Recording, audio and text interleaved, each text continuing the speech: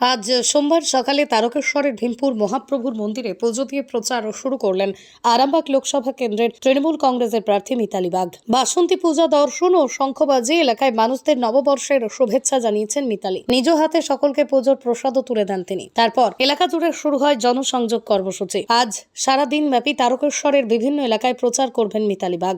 ভীমপুর মহাপ্রভুর মন্দিরে পুজো দিয়ে প্রচারে বেরিয়ে কি বলছেন তিনি শুনুন। ভীমপুর মহাপ্রভু তলায় পুজো দিলেন, কি বলবেন? বহু মানুষ আপনার সাথে।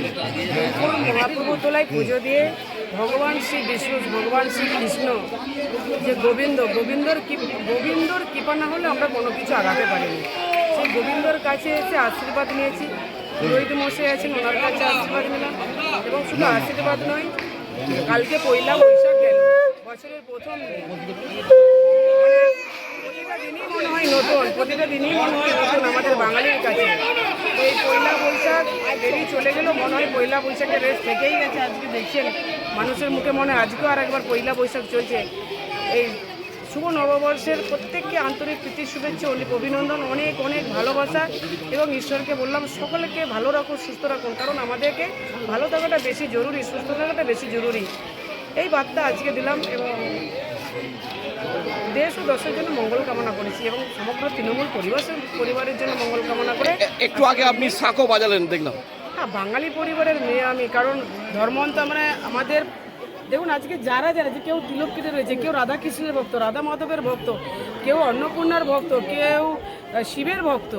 সেইখানে বাঙালিয়ানোটা বোঝাই থাকে তখনই যখন মন্দির গিয়ে যদি একটু শাঁখের আওয়াজ না যদি পাওয়া যায়, শাঁখের আওয়াজ থাকবে না, কাঁসরের আওয়াজ থাকবে না, ঘণ্টার আওয়াজ থাকবে না, ঢাকের বাড়তি থাকবে না, তা তো হয় না। সবাই মিলে তো সব জমজমাটি হয়। আর শাঁখ তো বাজানো খুব দিয়ে 3টে শাঁখ বাজানো হয়, একটা দেবতার উদ্দেশ্যে, একটা গ্রামবাসীদের উদ্দেশ্যে, দেশদশের উদ্দেশ্যে। ওটা দিন মহাবোনেরা আমরা প্রতিদিনই আমাদেরকে করতে হয়, প্রতিদিনই মঙ্গল কামনার জন্য আমাদেরকে শাঁখ বাজাতে হয়। বিধায়ককেও প্রসাদ তুলে দিলেন। বিধায়ক তো আমার প্রসাদ সবাইকে দেবে, প্রসাদ সবাই পাবে। মামাটি মানুষের সংসারে সবাই প্রসাদ পাবে। কি লক্ষ্মীর ভান্ডার পাচ্ছেন তো? সেরকম প্রসাদ সবাই পাবে।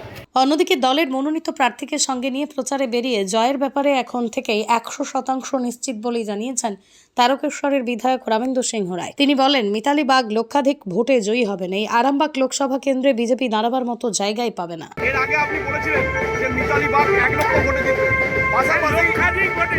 পাশাপাশি বিমান ঘোষ তিনিও দাবি করেছেন 1 লক্ষ ভোটে তৃণমূল জিতবে, লক্ষাধিক ভোটে জিতবে। বিজেপি আরামবাগে দাঁড়াবার জায়গা পাবে না। দি হিলিং ডায়াগনস্টিক রোগী পরিষেবার এক বিশ্বস্ত প্রতিষ্ঠান, সম্পূর্ণ শীততাপ নিয়ন্ত্রিত, কলকাতার আদলে।